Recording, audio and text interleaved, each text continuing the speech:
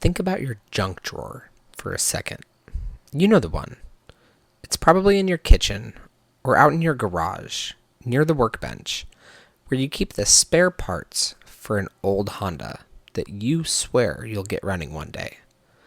It's filled with dead batteries, mystery screws, and maybe a key to an apartment you lived in many moons ago. You don't look in there often, but you know it's there. It's physical. It's contained. But in 2026, you have a digital junk drawer that isn't contained at all. It's a digital shadow that's been stretching out behind you since the first time you created a login to play a Flash game or post on a car forum in 2012. We spend so much time on this show talking about the front line of privacy. We talk about hardening our Graphene OS devices, sandboxing our banking apps, and the convenience tax we pay when we refuse to use a primary Google account for maps. We treat our current data like state secrets. We rotate our MAC addresses like we're being hunted. But while you're busy locking the front door of your digital house, your zombie accounts are crawling out of the basement. Think about that random forum you joined to solve a coding error on your PC back in college. Think about the pizza delivery app you downloaded once because they offered a welcome home coupon. To you, those are just dead pixels, relics of a past life. But to a data broker, those are an identity buffet. They contain your old home addresses, your legacy phone numbers, and the secret security questions that you're probably still using for your secure accounts today. Earlier this week, I was looking through an old backup, and I realized I still had an active account for a site that doesn't even exist anymore. The company went bankrupt in 2024, but their database, that was sold to a recovery firm. That is now essentially a legal front for a data harvester. My data didn't die with the company. It just got a new landlord. Today, we're performing a digital autopsy. We're going to talk about why DigitalHygiene is the most tedious, time-consuming, and absolutely essential part of your OPSEC. We're going to find where your data went to die. And we're going to make sure it stays buried. Because if you don't clean up your digital ghosts, someone else is going to start haunting you with them. I'm Pseudo, and this is Impractical Privacy.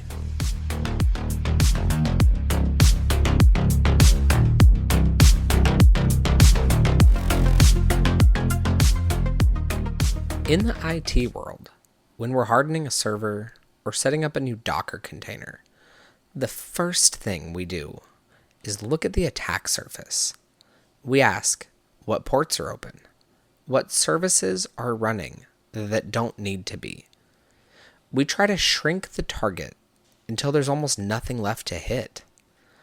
But when it comes to our personal lives, most of us are running a digital handshake with companies we haven't thought about since the iPhone was still made of plastic. We have a primary key, one legacy email address, probably a Gmail or an old Yahoo account, that acts as the glue for every embarrassing thing we've done online for the past 15 years. Think about that. Your entire identity is indexed by a single string of text. And every time you used that email to sign up for a 10% off a pair of boots or join a forum to troubleshoot a coding error on your home lab, you left a breadcrumb. This is the search and destroy phase. If you want to see your own digital ghost, go into your primary email archive right now. Don't look for your bills. Look for the automated stuff.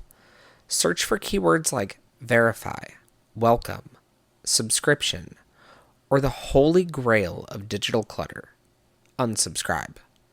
You're going to find accounts for services that don't even exist anymore.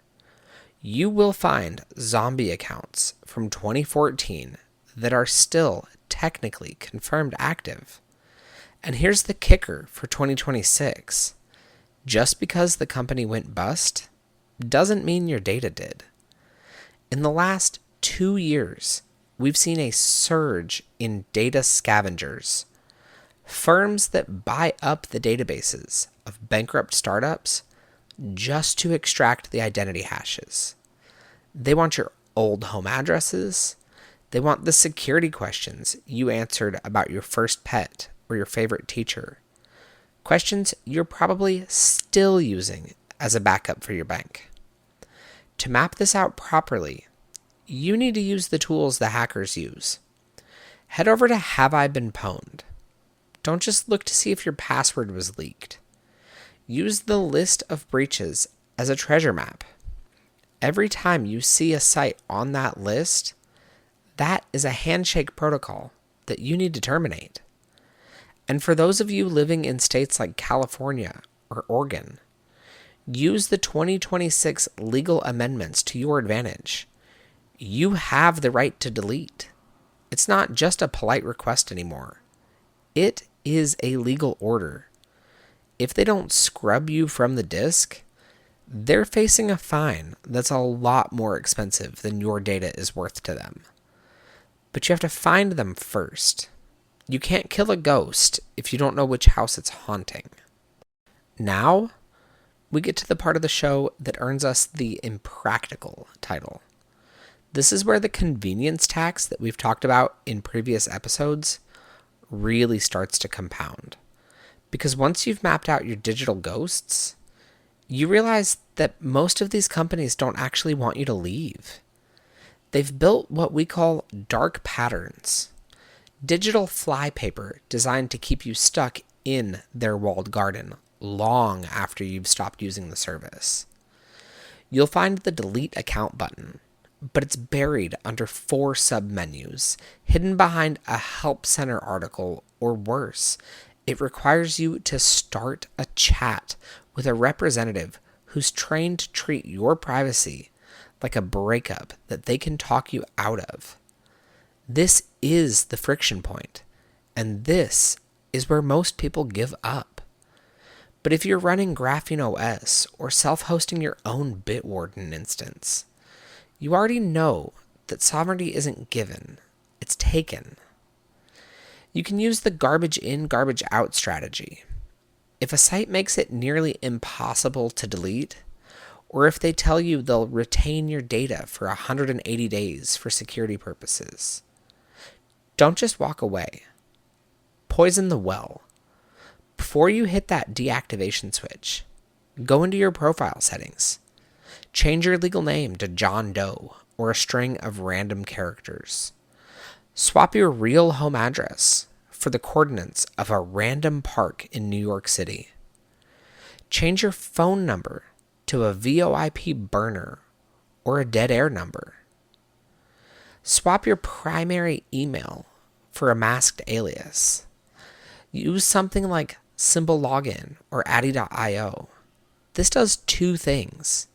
It breaks the primary key link to your real identity, and it ensures that if the deactivated database ever leaks, and it's 2026, we know it will, the hackers are getting a mouthful of digital dirt instead of your actual life. And then there's the browser incinerator. We talk a lot about sandboxing and storage scopes. But when was the last time you performed a manual cache purge? I'm not just talking about clearing your history. I'm talking about incinerating the zombie cookies. Those persistent little trackers that hide in your browser's local storage and re-identify you the second you accidentally click a link. Even the best privacy browser needs a maintenance window. If you aren't clearing your local storage once a month, you aren't clean. You're just less dirty. It's tedious. It's a series of micro frustrations. And it's the kind of thing that makes your spouse look at you while you're sitting on the couch on a Saturday night and ask, "Are you still deleting accounts for that podcast of yours?" But here's the reality. Every zombie account you kill is one less door left unlocked. Every fake address you feed a data broker is a victory for your personal sovereignty. We don't do this because it's easy. We do this because in 2026, being easy to find is a liability you can't afford. Once you performed the autopsy and scrubbed the zombie accounts from your past, you're left with a pretty clean slate. But here's the problem. The digital world is designed to be messy. The second you step back out there, the moment you need to buy a part for that Honda of yours, or sign up for a new self-hosted monitoring tool, the entropy starts again. If you don't harden the perimeter now, you'll be right back here in 6 months, wading through another pile of digital trash. This is where we move from cleaning to engineering. Start with the burner by default lifestyle. In 2026, your real identity should be treated like a state secret. I've said it before. If a service doesn't need your real name to function, don't give it to them. Use a unique encrypted alias for every single interaction. Whether it's simple login, addy.io, or Proton, or your own custom domain catch-all. Every account should live on its own island. If one island gets pwned or starts spamming you, you don't burn down your whole life. You sink that one island and you move on. Next is the permission audit. For those of you running a hardened Android build, this is your maintenance window. Go into your security hub. If you've got an app that you haven't opened since the last time we talked about this convenience tax, and it's sitting there with files and media or location access, revoke it. Better yet, use storage scopes. Don't give an app keys to the whole house when it only needs to look at one room. And last, the silent dividend. This is the part that I love. It's that moment when you get a notification about a major data breach. Maybe it's a big retailer or a pet supply site where you bought stuff for your dog one time because it was cheaper. And you realize they don't have me. They have sudo.project.92 at a masked domain. They have a VoIP number that's already been recycled. That's the dividend on the impractical tax you have been paying. We spend a lot of time talking about threat models, but the biggest threat is often just our own laziness. It is so much easier to hit sign in with Google or sign in with Apple. It is easier to use your real phone number at the pharmacy.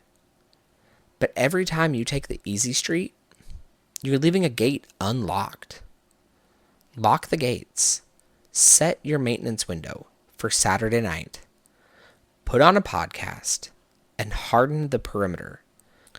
Because the only way to stay private in a world that wants to index you is to make yourself unindexable. This week, I'm giving you a mission. Find the zombie. Identify the oldest, most useless account you still have active. Maybe it's that old MySpace or a random forum from 2012. Execute the deletion. Don't just log out. Perform a full account deletion. Unsubscribe or die. Every promotional email that hits your inbox this week, if you didn't explicitly ask for it or remember asking for it, unsubscribe and then block the sender. We spend so much time encrypting our bits that we often forget to clean up our digital trash. In 2026, your identity shouldn't be a starter kit for a scammer sitting on a form or a data scavenger picking through the bones of a bankrupt startup. Your past shouldn't be a vulnerability. If you value these deep dives into the impractical side of sovereignty, consider supporting the show on Patreon. It's the only reason that I can stay 100% ad-free and data broker-free. It's what keeps me from having to sell your identity hash to the highest bidder just to keep the servers humming. And for those of you who want to step outside the traditional financial rails, I've added new support options over at impracticalprivacy.com. I've listed my Bitcoin and Monero wallet addresses there for anyone who wants to practice a little financial privacy while supporting the mission. A quick heads up for the big fan tier subscribers on Patreon. Mark your calendars for the third Monday in April. I've got a second monthly bonus episode dropping just for you. It's actually a new series, the third Monday of every month, where we're going to get even deeper into the weeds of some hardware and software level hardening. It's going to be a deep dive into specific tools, methods, and services. Also, if you listen to this podcast on a computer, do yourself a favor and head over to impracticalprivacy.com. It is the best way to consume this show. The site is built with zero trackers, no telemetry, and it's always the first place to get the latest content and show notes without a middleman watching over your shoulder. Choices are coming, and as we've seen today, sometimes the best choice is to simply hit delete. I'm Pseudo, and this has been Impractical Privacy.